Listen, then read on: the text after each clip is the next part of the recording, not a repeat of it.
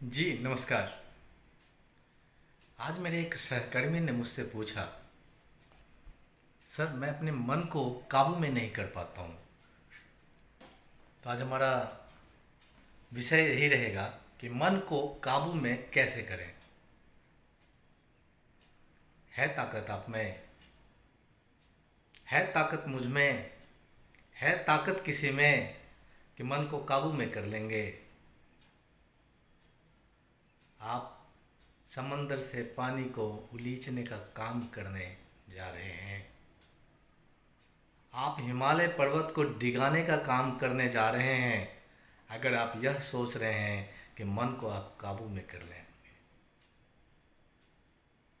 मन को काबू में कर लेना इतना आसान है क्या? मन पे नियंत्रण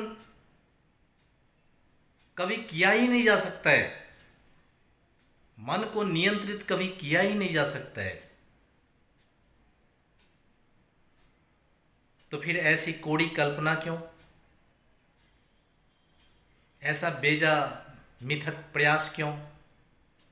अपनी ऊर्जा ह्रास करने का आपको अचानक ये शौक कैसा चला आता है कि आप मन को काबू में कर लेंगे? आप जब अपने कमरे में होते हैं तो आपका मन आपको आपके कार्यालय में लेकर चला जाता है। जब आप कार चलाते होते हैं तो आपका मन आपको किसी स्टेडियम में घुमाता है। आप कलकत्ते में होते हैं तो आपका मन आपको बंबई में घुमाता है। और आप समय के वेग से भी तेज चलने वाले मन की गति को नाथने के लिए चले हैं। असंभव। मन को समझाया जा सकता है, मन को मनाया जा सकता है, मन पे काबू नहीं पाया जा सकता है।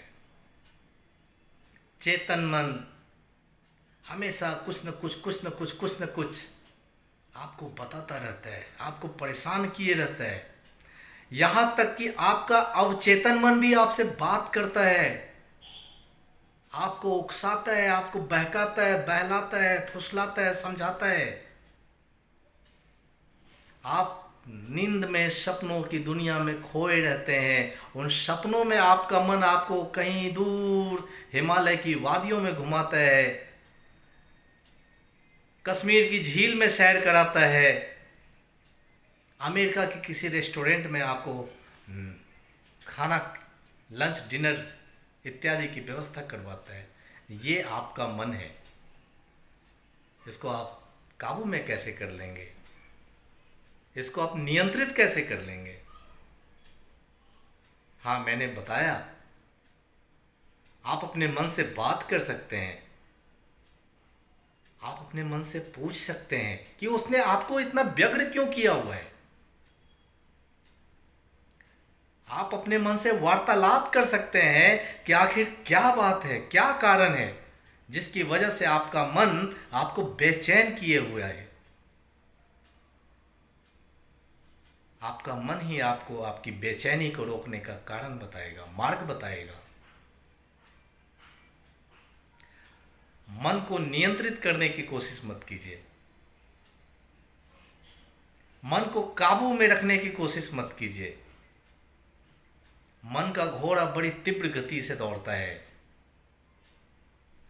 उसका वेग अत्यंत तीव्र होता है। वह कभी रुक ही नहीं सकता। आपका मन बड़ा चंचल स्वभाव का होता है, फिसलता है, बहलता है, बहकता है, संभलता भी है। अगर आप चाहें तो, अगर आप चाहें तो आपका मन आपकी सुनेगा, लेकिन वो काबू में नहीं आएगा। अगर आप चाहे तो आपका मन आपकी मानेगा, लेकिन वह नियंत्रित नहीं हो पाएगा। बेजा कोशिश मत कीजिए। अपनी ऊर्जा का ह्रास मत कीजिए। अपने मन से बात कीजिए कि आखिर आपका मन चाहता क्या है।